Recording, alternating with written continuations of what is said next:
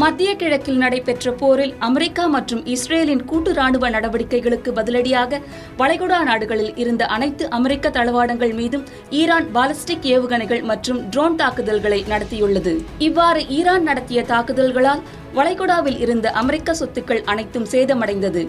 இதனால் ஏற்பட்ட ஒட்டுமொத்த செலவு சுமார் $40 பில்லியன் என்று அமெரிக்காவின் சர்வதேச ஆய்வுகளுக்கான மையமான CSIS மதிப்பிட்டது.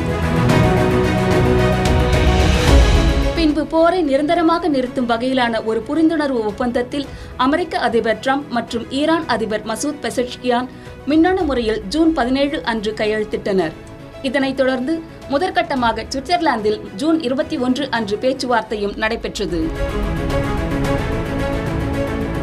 இரண்டாம் கட்ட பேச்சுவார்த்தைகள் மின்னணு முறையில் கத்தாரில் நடைபெற்றது. இந்த பேச்சுவார்த்தைகளின் எந்த நிலையிலும் இஸ்ரேல் கலந்து கொள்ளவில்லை. இதனால் அமெரிக்க அதிபர் டிரம்ப் மற்றும் இஸ்ரேல் பிரதமர் நட்பில் விரிசல் ஏற்பட்டதாகவும் கூறப்படுகிறது. இந்நிலையில் பஹ்ரைன், குவைத் மற்றும் சவுதி அரேபியாவில் உள்ள தங்களின் ராணுவ தளங்களை மேற்கு நோக்கி நகர்த்த அமெரிக்காவின் மத்திய கட்டளை தலைமையகமான சென்ட்காம் தற்போது திட்டமிட்டு வருவதாக தகவல்கள் வெளியாகியுள்ளது. இதன்படி இஸ்ரேலின் தெற்கு பகுதியில் பறந்து விரிந்து கிடக்கும் நெகேவ் பாலைவன பகுதி மிகவும் பாதுகாப்பான மற்றும் உகந்த இடமாக தேர்வு செய்யப்பட்டுள்ளது. நெகேவில் உள்ள இஸ்ரேலிய வான்படை தளங்களை விரிவாக்கம் செய்து அங்கு அமெரிக்க படைகளையும் அதிநவீன போர் விமானங்களையும் நிறுத்துவதன் மூலம் ஈரானின் அச்சுறுத்தல்களிலிருந்து தங்களின் ராணுவ சொத்துக்களை பாதுகாக்க முடியும் என அமெரிக்கா நம்புகிறது.